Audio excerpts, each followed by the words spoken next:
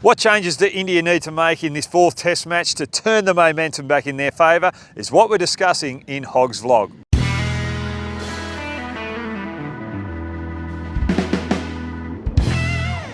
Well, I've got a little surprise for you today. I've got a canola crop here in Western Australia behind me, and you might be able to see some wheat and barley crops in the background as well. But more importantly, we need to talk about the business of India versus England. What changes do India need to make? Well, I wouldn't change their batting lineup. There is a big thought, and I'm thinking it as well, to bring SURYAKUMAR Yadav in at number 5 for Ajinkya Rahane. But once you do that, Ajinkya Rahane is out for good. It's a career-changing move, and you've got to give SURYAKUMAR Yadav a number of opportunities. I don't think you want to pull the cord yet. You need that experience, and having SURYAKUMAR Yadav and Pant coming in together at 5 and 6 exposes that lower order, because both players are a little aggressive, and I'd prefer SURYAKUMAR Yadav in at 3 with Virat Kohli in the middle of him and Pant.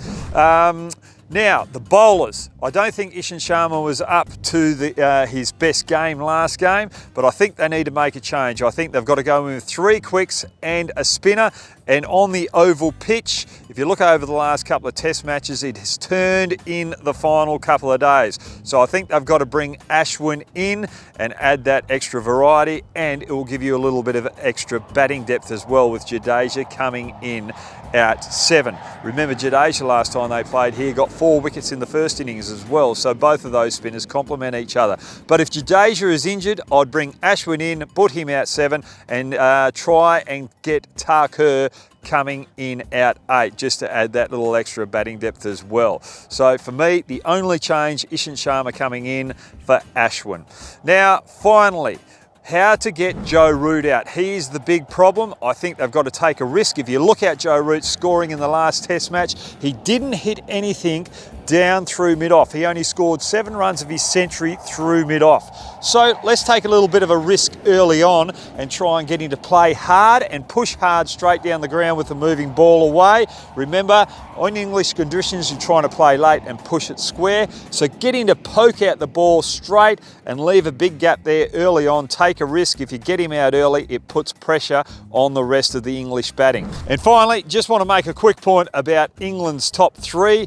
For India, I wouldn't be too concerned about it, the way that they dominated in the last test match, because they were under a little bit of pressure. They chased the game, they were chasing wickets, and it relieved the pressure. It gave the top order too many scoring shots. So I think they'll bowl with a little bit more control this game and put pressure on that top order, and I don't think we'll see the same partnerships as we did with England last game. But this is going to be a cracker of test match. The series is on the line.